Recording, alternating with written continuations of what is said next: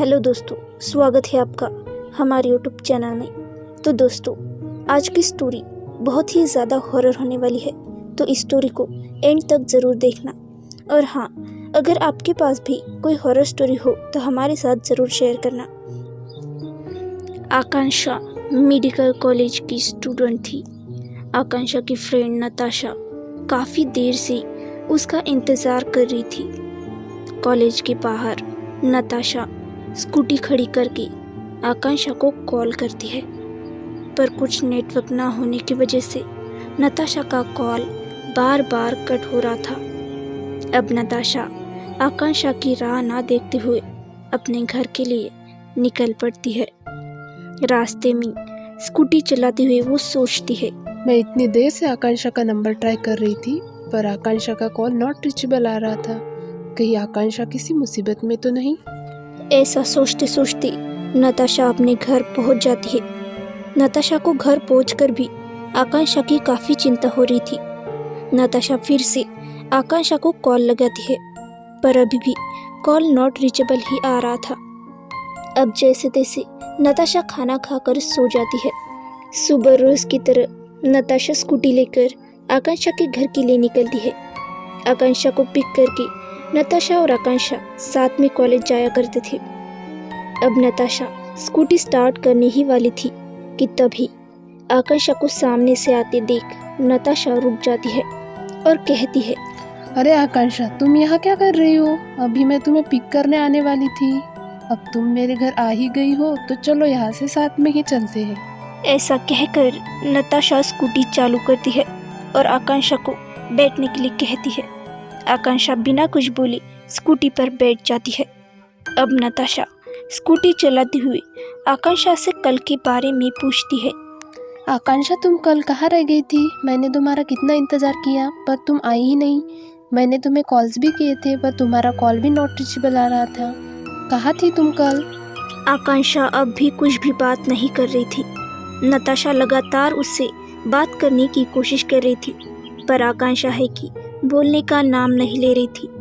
नताशा अब मजाक करते हुए कहती है, तुमने मौन व्रत धारण कर लिया है क्या? आकांक्षा, कुछ तो बोलो। अब आकांक्षा 2 मिनट बाद कुछ कहती है। तुम्हारा मोबाइल कहाँ पर है नताशा? हाँ, मेरा मोबाइल तो बैग में होगा। मैंने सुबह से मोबाइल को देखा ही नहीं है। तुम्हें कुछ काम है क्या मेरे मोबाइल का? देखो, बैग में है, ले लो वहाँ से। आकांक्षा नताशा के बैग से मोबाइल निकालती है और कहती है, नताशा, तुम्हारे मोबाइल पर मेरी मम्मी के इतने सारे मिस कॉल, पर क्यों? फिर नताशा कहती है, क्या कह रही हो आकांक्षा? मेरे मोबाइल पर तुम्हारे मम्मी के कॉल्स, पर क्यों? नताशा का मोबाइल कॉलेज से ही साइलेंट था और घर आने के बाद नताशा मोबाइल बिना अनम्यूट किए ही सो गई थी। रात को आकांक्षा की मम्मी के कॉल्स आई तो भी नताशा को पता नहीं चला था और ना ही नताशा ने सुबह मोबाइल देखा था।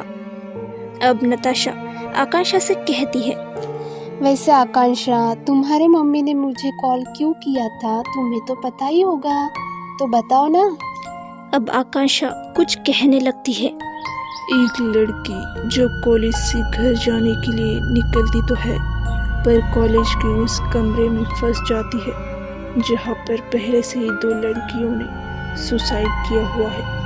अब वो लड़की अपने आप को बचाने की काफ़ी कोशिश करती है, पर वो लड़की नहीं बचा पाती है। तभी नताशा आकांक्षा को टोकते हुए कहती है, ये क्या कह रही हो आकांक्षा तुम?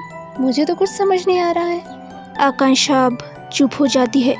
नताशा जोर से ब्रेक लगाती है क्योंकि सामने कॉलेज आ चुका था। अब आकांक्षा और नताशा स्कूटी से उतरकर अपने क्लास में जाने के लिए निकलती है कि तभी नताशा की साइड से एक लड़की आती है और नताशा को हाँफते हुए कहती है, नताशा जल्दी चलो। वो लड़की नताशा का हाथ पकड़कर उसे कॉलेज के लाइब्रेरी में ले जाती है जहाँ पर पहले से ही काफ़ी भीड़ होती है।